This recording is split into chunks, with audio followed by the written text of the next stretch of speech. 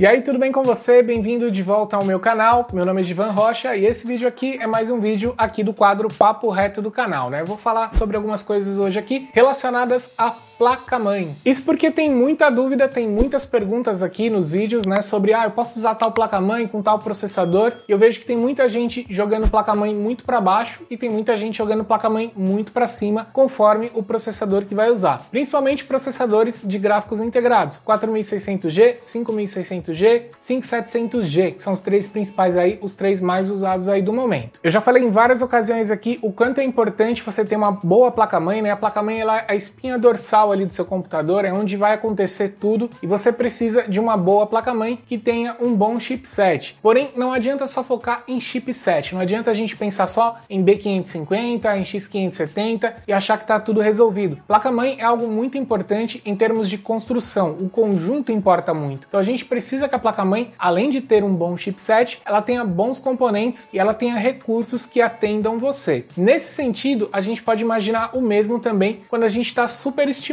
uma placa-mãe para o que a gente vai precisar. Eu não preciso, tecnicamente, usar uma B550 para montar um computador com Ryzen 5 4600G, com Ryzen 5 5600G e até mesmo com Ryzen 7 5700G. Puxa, mas como assim não, Givan? Você recomenda, você fala que posso usar, quando eu pergunto você fala que dá para usar, que é legal, uma combinação boa? De fato é. O B550 é um dos melhores chipsets que a gente tem, mas o B550 normalmente ele está a bordo de placas-mães que são construídas com uma quantidade maior de recursos. Recursos talvez que você não vai explorar, né, ou que você não vai precisar para usar com esses processadores aí que eu falei anteriormente. E daí muita gente fica repetindo um discurso de algo que não vai colocar em prática, que é A320, A520 são placas-mães que não fazem overclock. Você vai fazer overclock, né? Overclock para processador batendo 4.5, 4.2, 4.3 de frequência, para que você vai precisar de overclock? Aí a pessoa fala, não, eu quero uma B550 porque eu vou fazer overclock. Vai fazer overclock? Qual placa de vídeo você vai usar?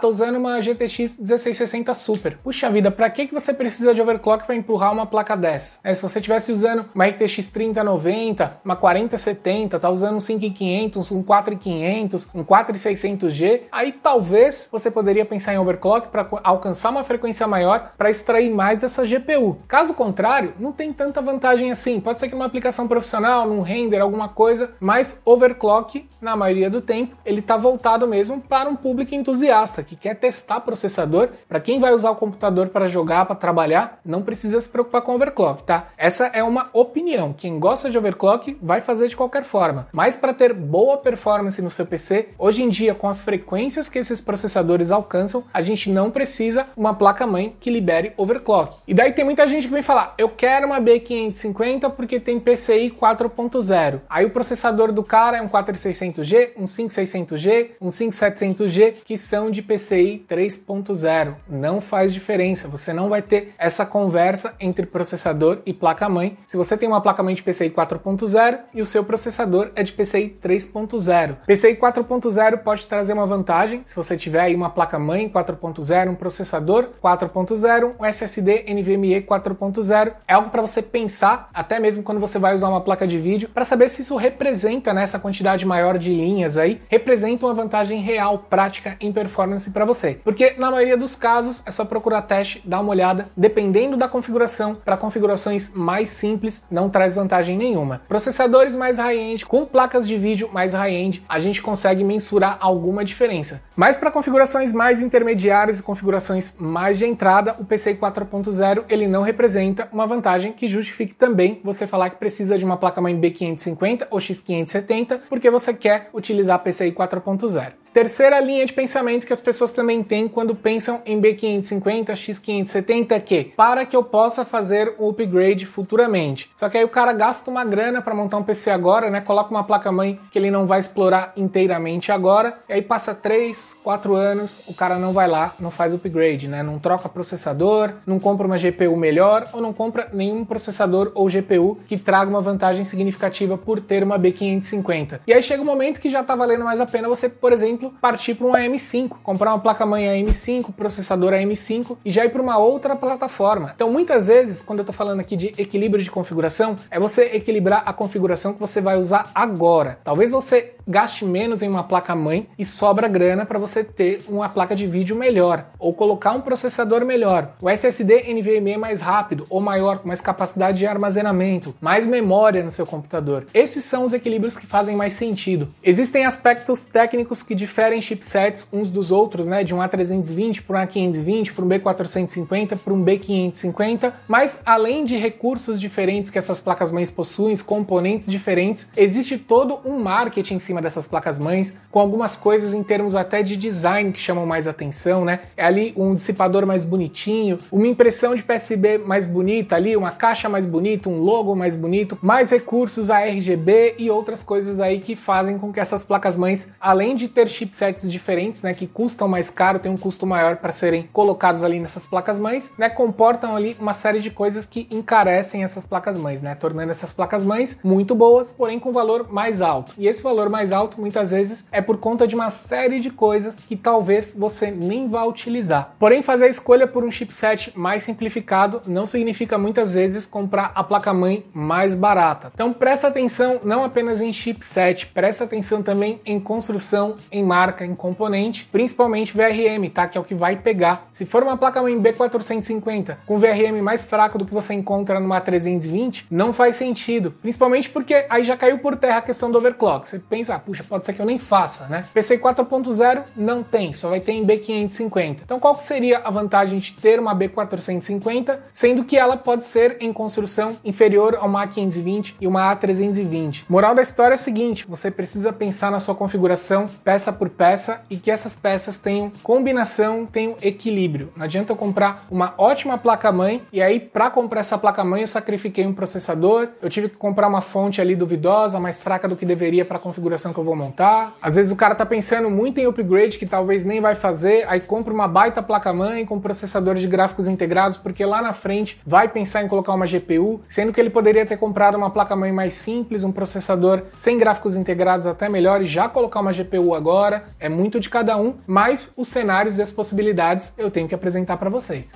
Bom, eu espero que esse vídeo aqui tenha servido como uma conversa aí para você ter alguns pontos de vista diferentes, né, ou parecidos aí com o que você tem aí em relação a configurações, equilíbrio de configurações e que tenha servido para te ajudar aí nas escolhas das suas peças, né? Aqui no canal tem uma série de outros vídeos onde eu falo mais especificamente sobre placas-mães, GPUs, combinações entre processadores. É só dar uma olhada aí no histórico aí que tem aí quase 200 vídeos aí que eu já fiz e todos eles aí estão sempre falando sobre esse assunto. Se ficou com alguma dúvida, deixa aí nos comentários que eu vou responder o mais rápido que eu puder. Muito obrigado por assistir esse vídeo e eu vejo você nos próximos conteúdos aqui do canal. Até mais!